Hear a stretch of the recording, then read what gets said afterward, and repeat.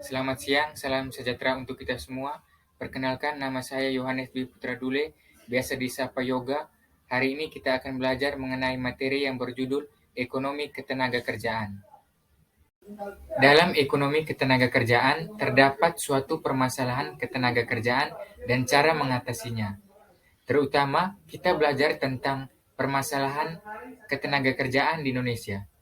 Berikut ini adalah masalah-masalah ketenagakerjaan di Indonesia.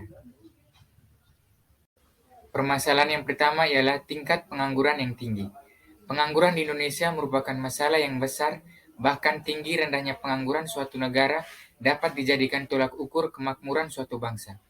Berbicara tentang pengangguran yang tinggi, terutama di Indonesia ini, apalagi dalam suatu daerah itu, harus lebih banyak yang bisa berkontribusi signifikan adalah intervensi level pemerintah daerah, tapi ini harus sinkron dengan pemerintahan pusat. Kita berbicara tentang pengangguran. Pengangguran adalah penduduk yang tidak bekerja tetapi sedang mencari pekerjaan atau mempersiapkan suatu usaha baru, atau penduduk yang tidak mencari pekerjaan karena sudah diterima bekerja atau mempunyai pekerjaan tetapi belum mulai bekerja.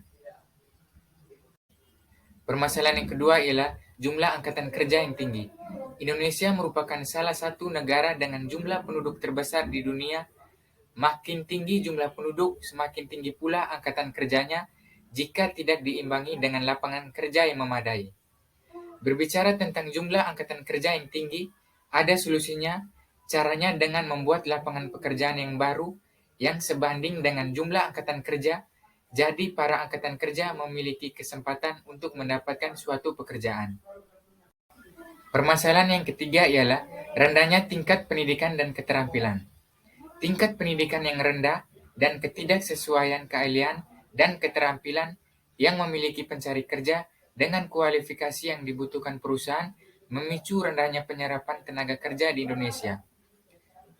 Dengan meningkatkan kualitas pendidikan dalam bidang sumber daya alam, di mana untuk hal ini memiliki peran sosial sekaligus dorongan dalam menyeimbangkan adanya pembangunan sumber daya alam yang adil di setiap wilayah yang ada. Beberapa dampak yang disebabkan oleh tingkat pendidikan dan keterampilan rendah, yakni yang pertama, tingkat pengangguran yang bertambah naik. Yang kedua, proses produksi barang atau jasa terhambat.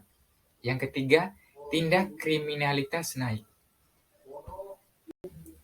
Permasalahan yang keempat ialah penyebaran angkatan kerja yang tidak merata.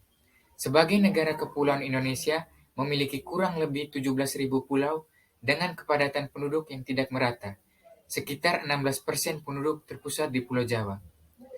Penyebaran angkatan kerja yang tidak merata ini dapat diupayakan dengan cara mengadakan program transmigrasi atau mengadakan suatu pelatihan kerja dan menciptakan lapangan kerja di daerah yang jarak penduduknya, sehingga para penduduk di daerah yang padat tersebut, penduduk mau dipindahkan ke daerah tersebut.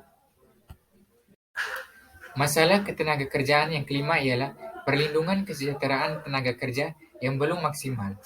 Hal ini dapat dilihat dari standar upah yang belum memenuhi kebutuhan masyarakat, kondisi tempat kerja yang buruk, dan ketidakadilan dalam dunia kerja. Perlindungan kesejahteraan tenaga kerja yang belum maksimal ini dapat kita upayakan. Yang pertama, menyelenggarakan pelatihan untuk pencari kerja. Yang kedua, menyelenggarakan pelatihan manajemen di seluruh provinsi.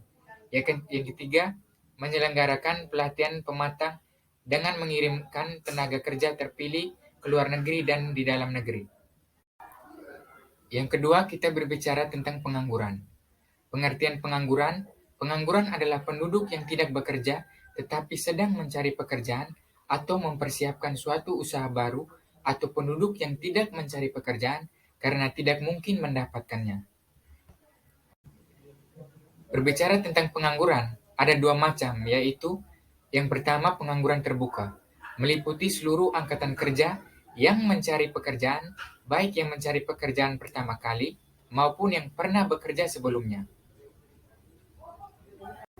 Yang kedua, pengangguran terselubung, adalah pekerja yang bekerja dengan jam kerja rendah di bawah sepertiga jam kerja normal atau kurang dari 35 jam dalam seminggu, namun masih mau menerima pekerjaan. Baik, sekian materi saya. Mohon maaf jika ada kata-kata yang salah. Mohon dimaafkan. Sekian dan terima kasih.